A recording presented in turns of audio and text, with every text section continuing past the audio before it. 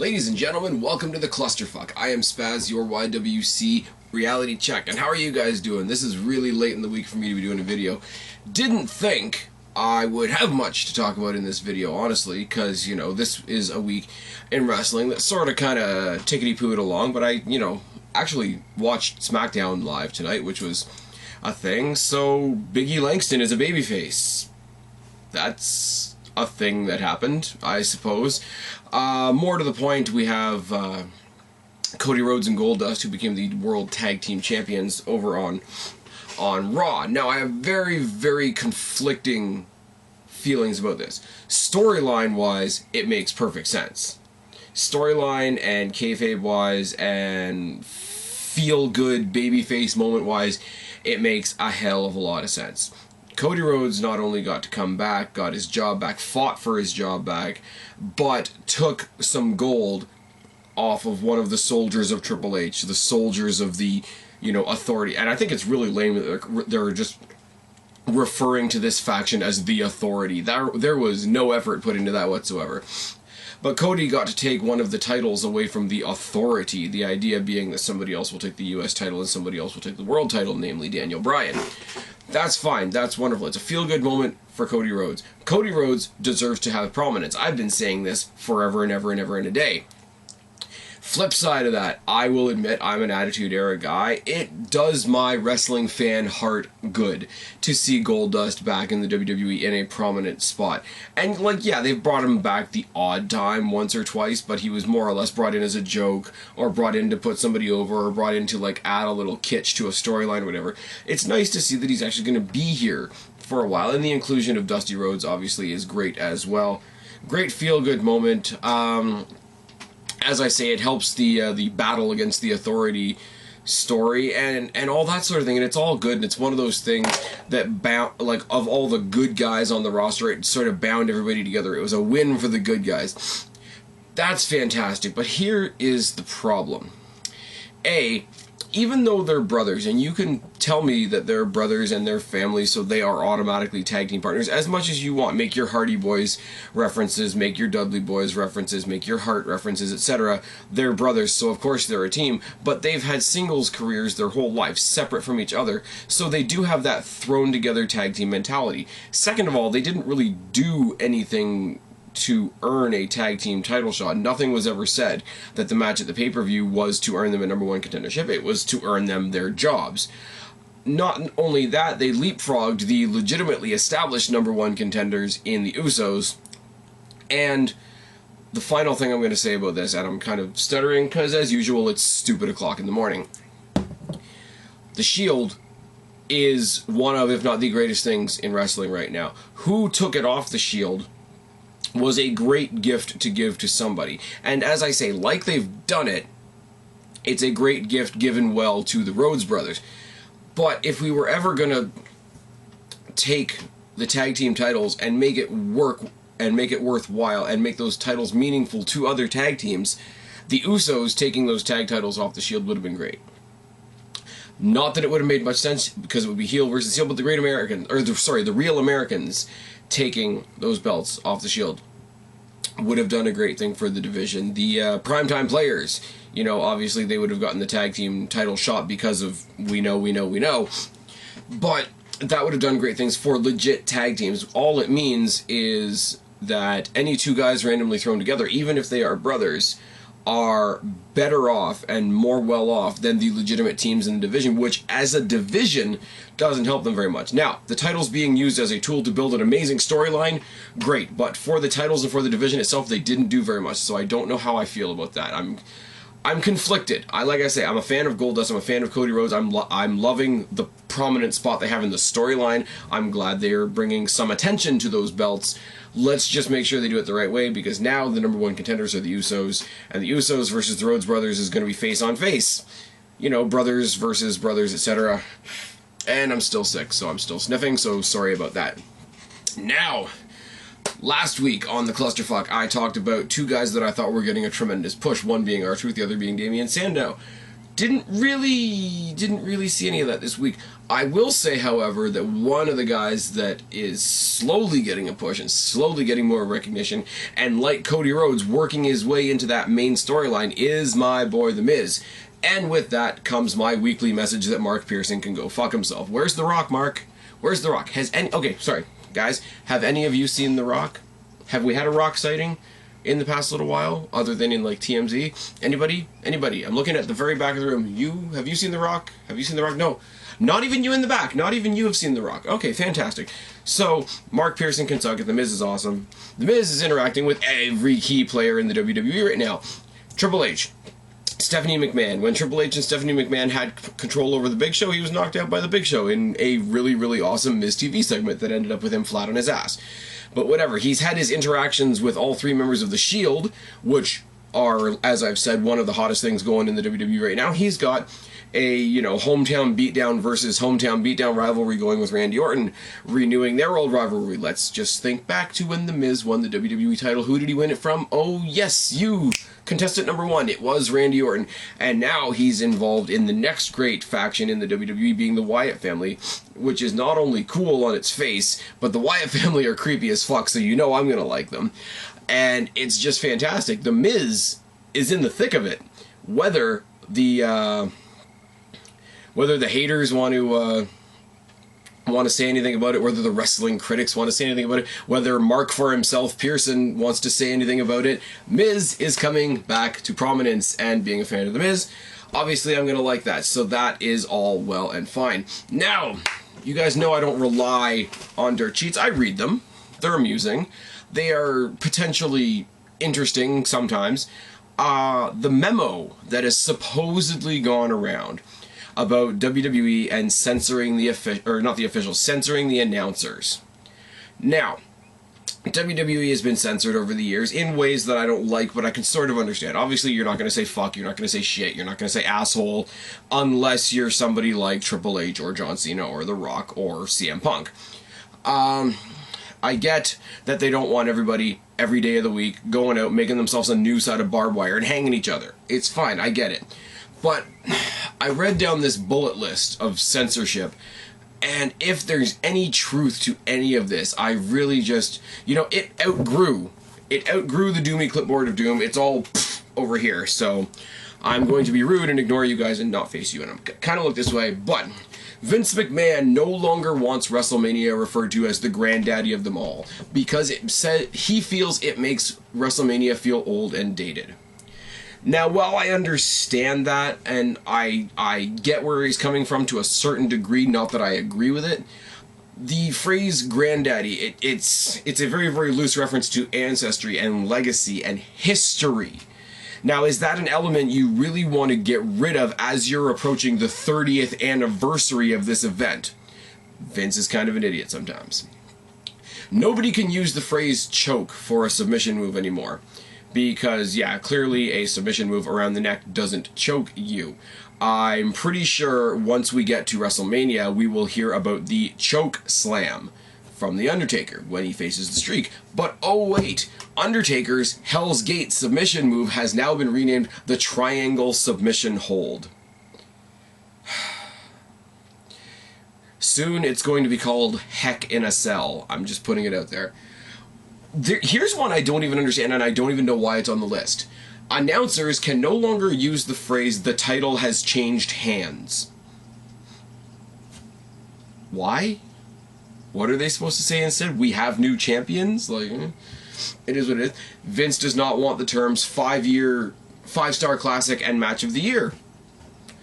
Which is funny, because he does give out a Slammy every year for the best match of the year.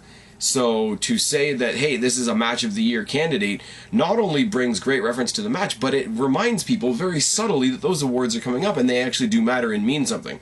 5-star classic, I guess, is a bit cliche, especially when you've got Rob Van Dam there who does the 5-star frog splash. I can forgive that, but whatever. Vince also wants announcers to stop reading the dirt sheets, as they will influence what the announcers say. Yeah, but everybody's got a laptop, everybody's got a smartphone, everybody browses something. And even if they don't read it in the dirt sheets, they will hear about it from somebody else that talked to somebody else that talked to somebody else. Telephone, telegram, telewrestler, and you will hear what's in the dirt sheets whether you read them or not. Announcers are never to use the phrase "the referee didn't see it" when a heel is doing something behind the referee's back. It makes the announcers seem like they are treating the fans like they are in grade school, and Stephanie McMahon would prefer phrases like "the referee's vision was impaired" or "the referee's vision was blocked." Now, her reasoning behind this is absolutely spectacular because it makes it seem like the announcers are treating the fans like they're in grade school, whereas WWE is this PG garbage that it is right now because they are aiming at a young audience. Just saying. Never use the phrase hatred or hate when describing a feud.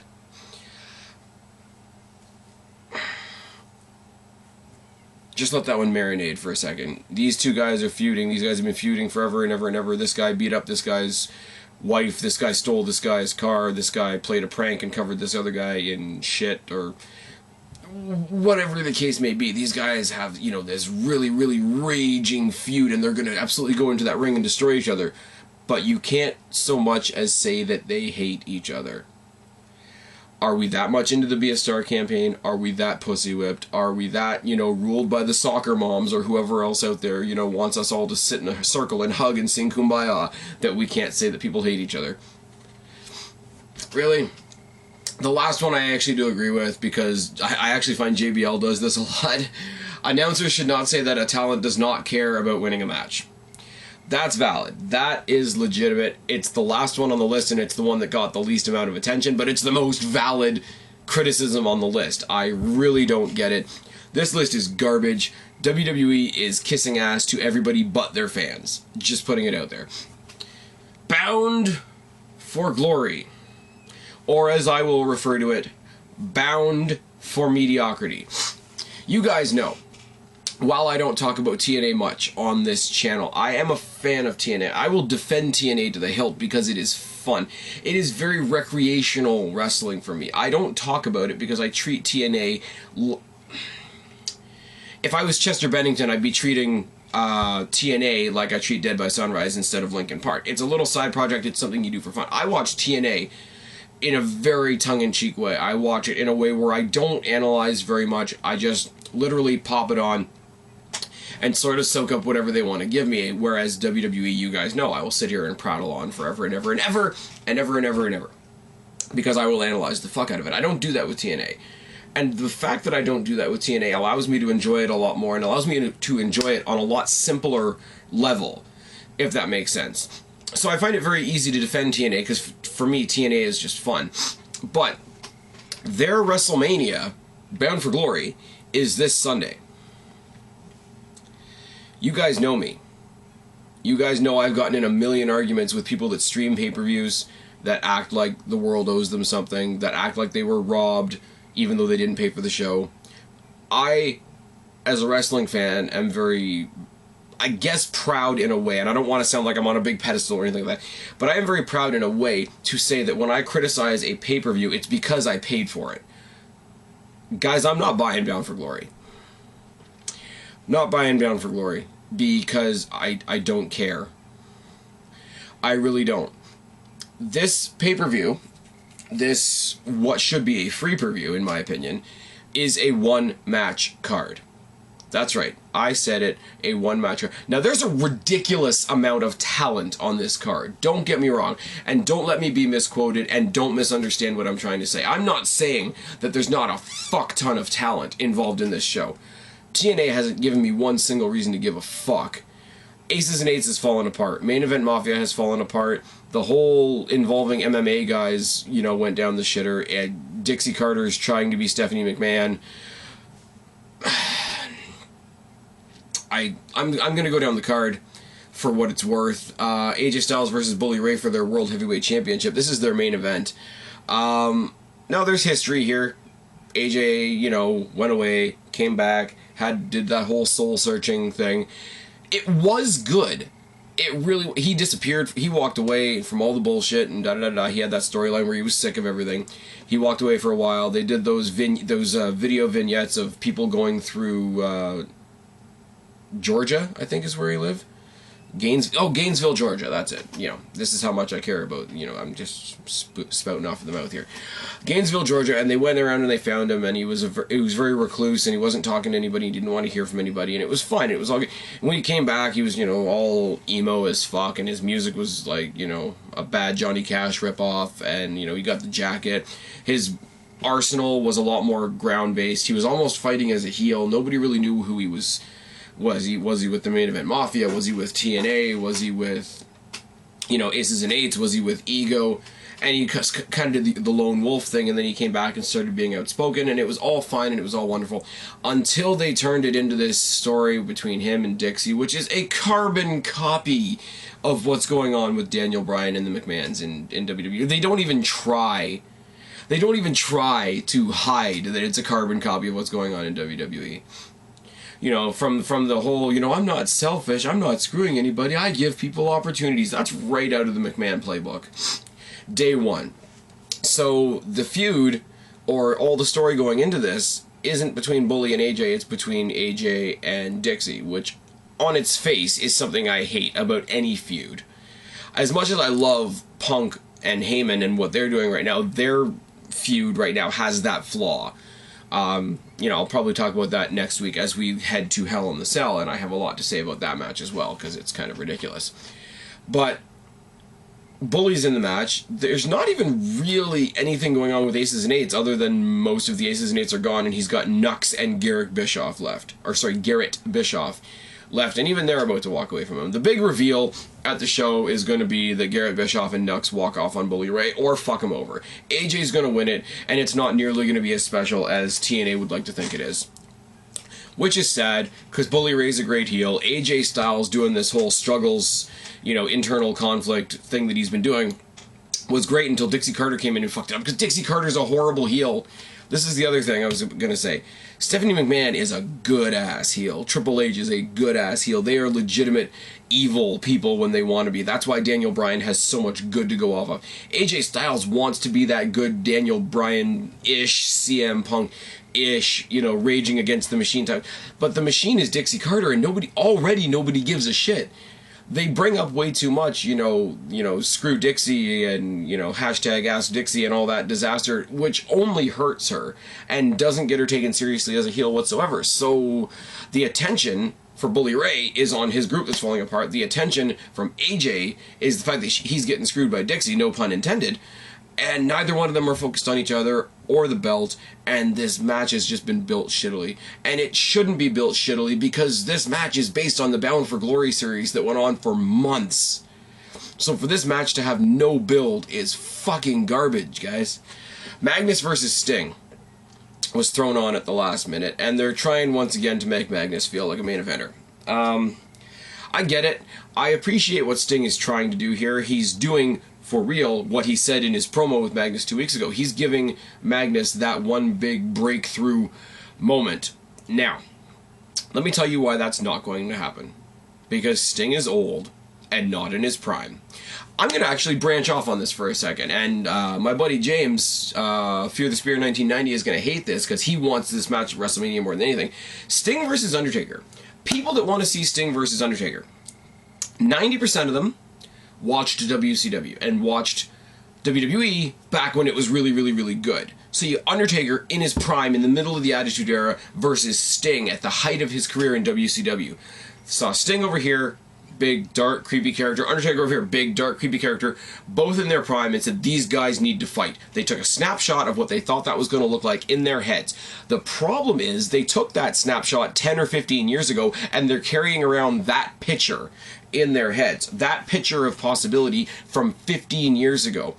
If you put these guys in the ring at WrestleMania, you are going to set yourselves up for possibly the biggest letdown in WrestleMania history. I'm sorry. I respect the hell out of Mark Calloway. I respect the hell out of Steve Borden, but they are old.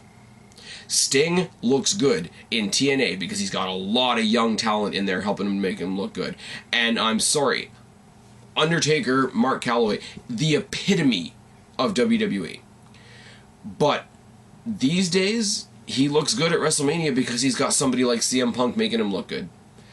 I'm sorry, it takes very, very little. It takes one little notch in the armor to go from being a really scary, demon, monstrous icon to being an old guy still trying to do it. And if you put Sting and Undertaker in the ring together now, that's exactly what you're going to get. I'm sorry, as a wrestling fan, it breaks my heart to say that. It really does, because I was one of the ones. I picked up on the WCW trend way late. I got in on the WCW fandom train way late, but I saw it enough to know how good Sting was. I remember Undertaker in his prime, the Ministry, the whole American Badass thing, the whole...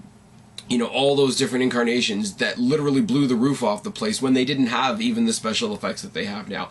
I know that snapshot that you guys are carrying around in your head for 15 years because I've done it too.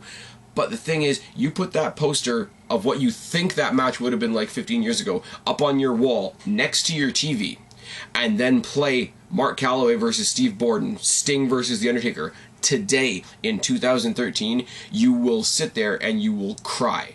And so will I. And that's why it can't happen. Sorry, that was a tangent, but here's what's going to happen. Sting is going to try and put over Magnus. Magnus is going to look good.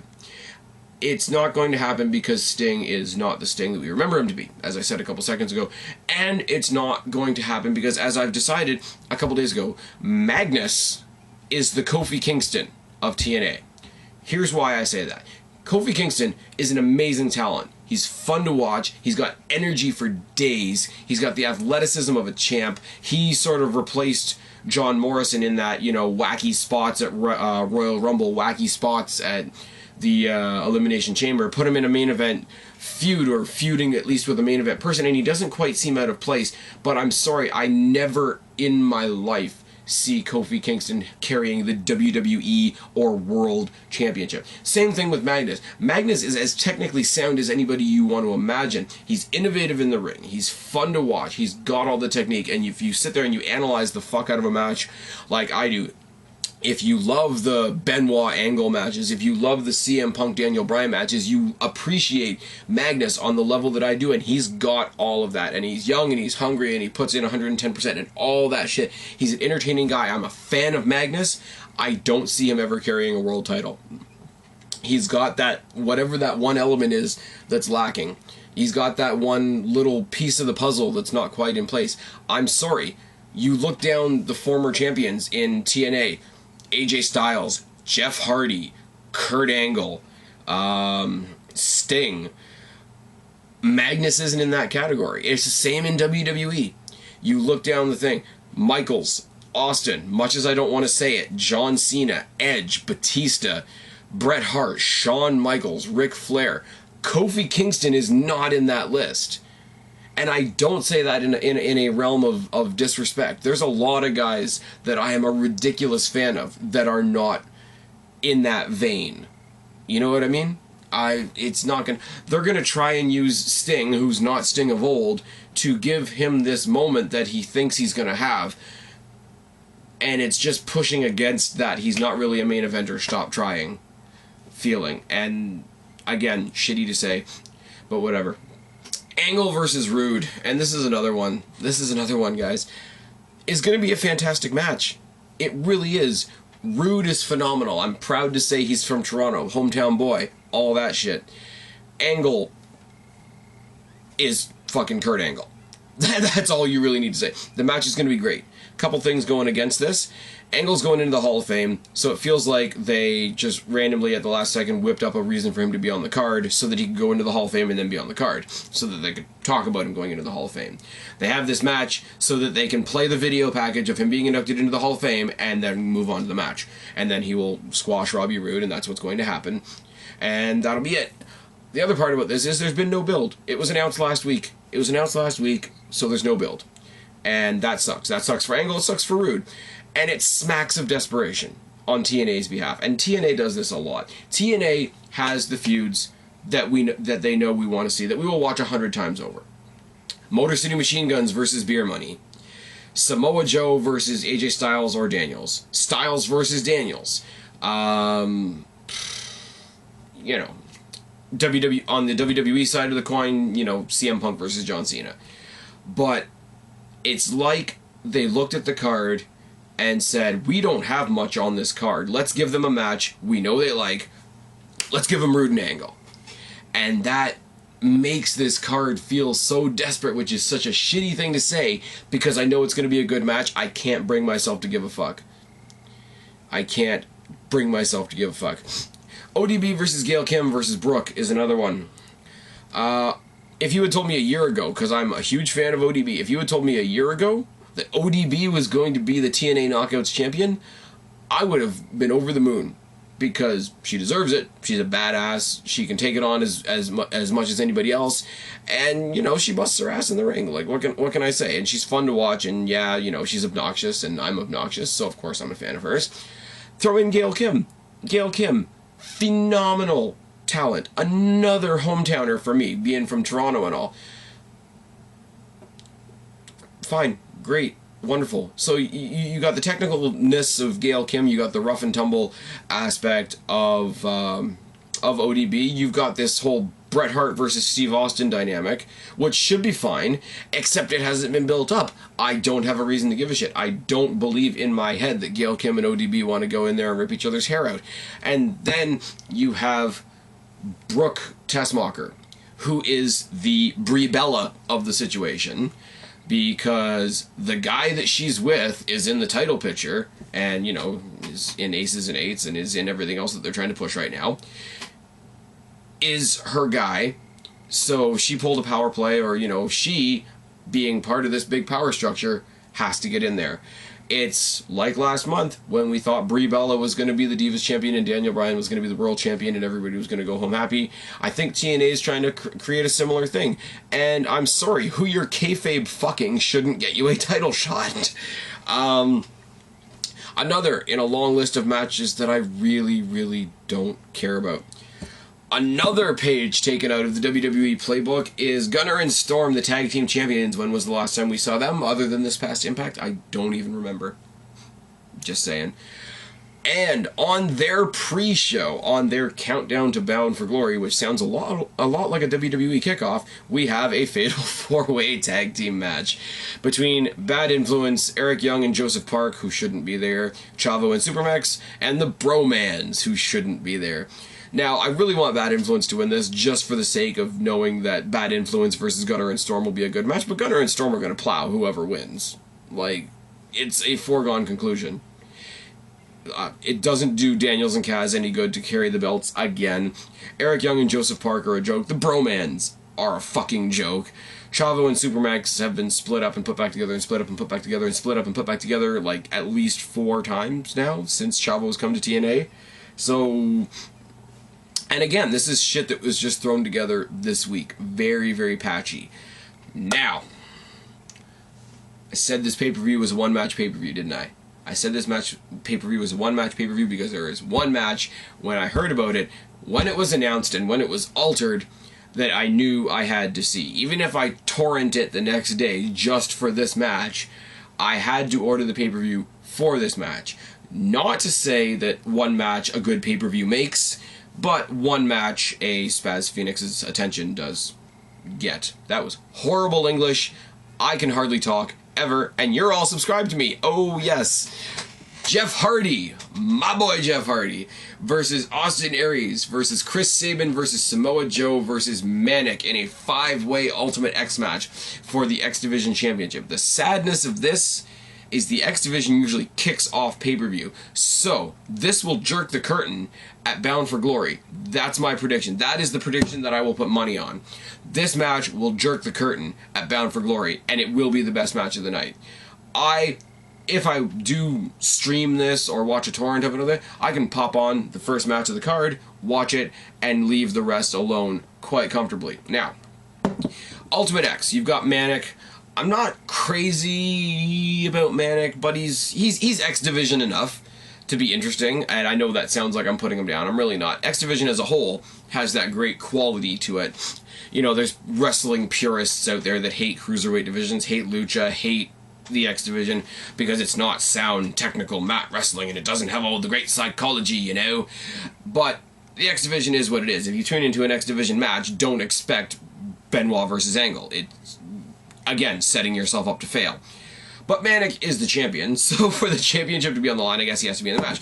Samoa Joe, who breaks every stereotype imaginable and goes into all this high-flying shit, being the size that he is, he's the steamroller of the X Division when and if he chooses to be in an X Division situation. Samoa Joe's a force. Samoa Joe could take any title. In TNA, well, WWE as well, but I meant to say TNA. Samoa Joe could take the X Division in 2 nights, and conceivably the next Thursday on Impact could take the world title, and it wouldn't seem a damn bit out of place for me. Chris Sabin, one half of one of my favorite tag teams since I started watching TNA, and the Motor City Machine Guns. What else can you say? Chris Sabin and Alex Shelley as the tag team champions had the greatest run, or the greatest tag team rivalry in TNA against Beer Money. Chris Sabin, you know, second guy ever to use Plan C and use the X Division title to get the world title, which is a knockoff of the Money in the Bank briefcase to a certain extent, but he did it, and he did it convincingly against somebody like Bully Ray. Fantastic. Deserves to be in the match. Austin Aries is the firecracker CM Punk of TNA. Can't do any wrong in my book, and you guys know. You guys just know my feelings on Jeff Hardy. Jeff Hardy, I'm sorry, Shawn Michaels can suck it, Razor Ramon can suck it, even my hometown boy Edge can suck it. Jeff Hardy, undisputed king of the ladder match. Throw him in an Ultimate X match. Tell me it's not going to be good. I'm really thinking it's going to be Aries or Sabin. I think Joe is going on to bigger and brighter things, and I don't think they're going to put the X Division title on Jeff Hardy at this point. But that will be a great match. Now, before I go, I will be doing a video quite soon, about a topic that a lot of people have been bugging me to talk about, and that is the potential to see Undertaker versus John Cena at WrestleMania 30. Now, I have my opinion on that, as I'm sure you guys can imagine. You guys know how I feel about John Cena. I want to ask all of you for your input, because, let me tell you, is this what I'm talking about? Yes, it is. This is the first 2 pages of notes I have for that video. But to keep me fair, to keep me honest, and to keep me unbiased, I want all of your guys, like my consummate viewers, my loyal viewers that have been with me since SummerSlam 2010, which was my first video, which is still good for a laugh. If you want to go down to the bottom of this playlist and watch the first video I ever did, I watch it because I was a train wreck, and it's a lot of fun. But to all the viewers that have been watching me that long, I really want you guys to toss your opinions in the box below on this topic specifically. Should Cena versus The Undertaker happen at WrestleMania?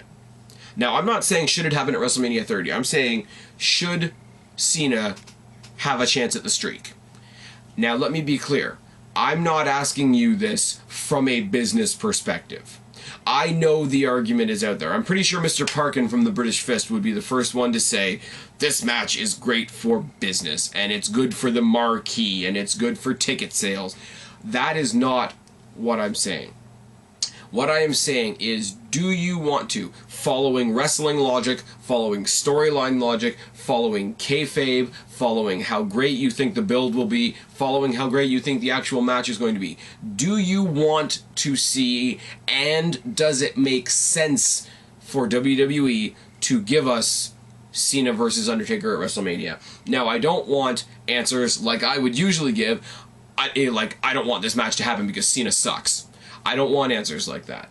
I want legit, logical reasons why you think it should happen, why you think it shouldn't happen. I'm pretty sure most of you can imagine what side of the coin that I'm on, but I want a little bit of input on this.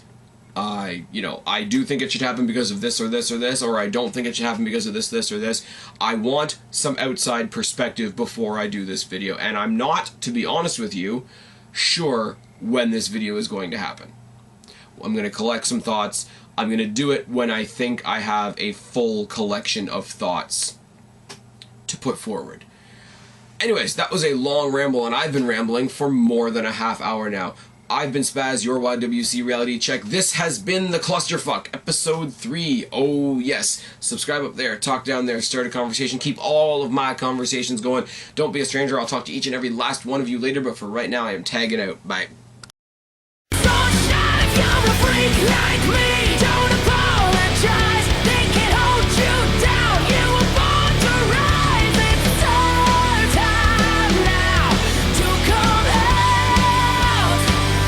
You're a freak.